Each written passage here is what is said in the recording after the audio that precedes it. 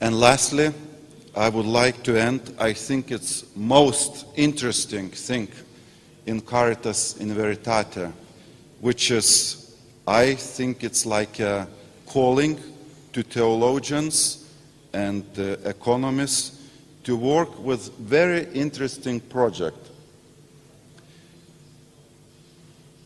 In chapter 54, he says, development of nations can be compared and is illuminated in a striking way by the relationship between the persons of the Trinity within the one divine substance.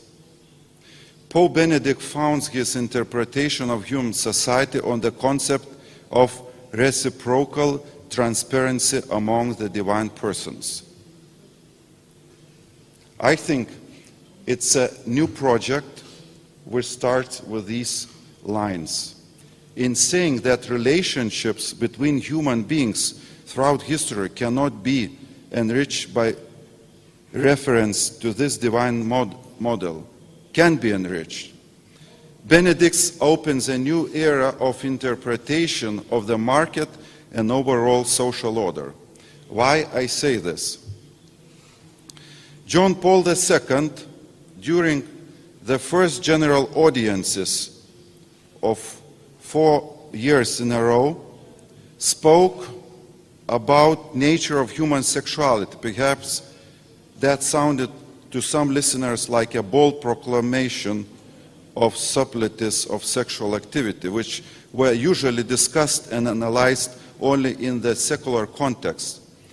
To some people, this undertaking by John Paul II sounded like a provocative project, challenging people to think, for instance, about sexual intercourse of husband and wife as an act of worship. John Paul II does not hesitate to look into the nature of the Blessed Trinity, the perfect self-giving and perfect receptivity of the persons of the Trinity, and to recognize the traces of God's interrelationship in the bond of the family.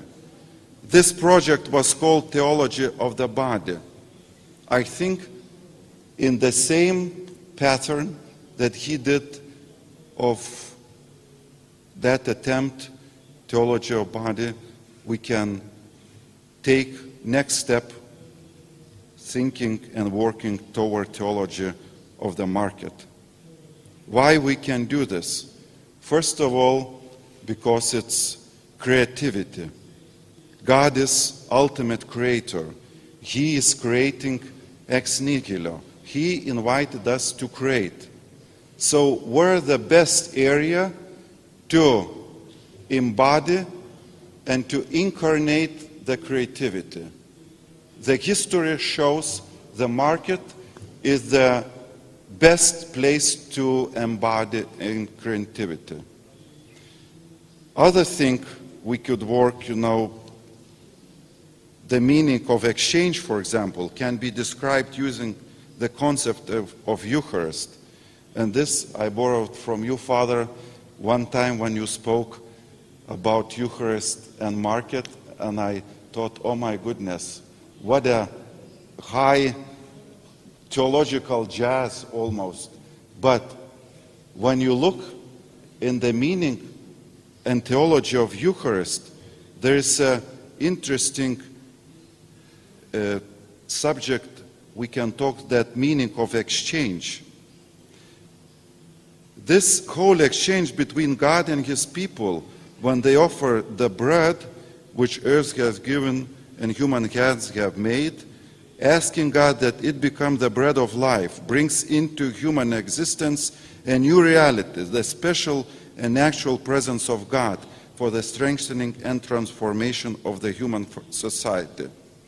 So it's about Eucharist. But when we have exchange in a market, we also have a new reality which can be named as subjectivity of society, to become more friendly.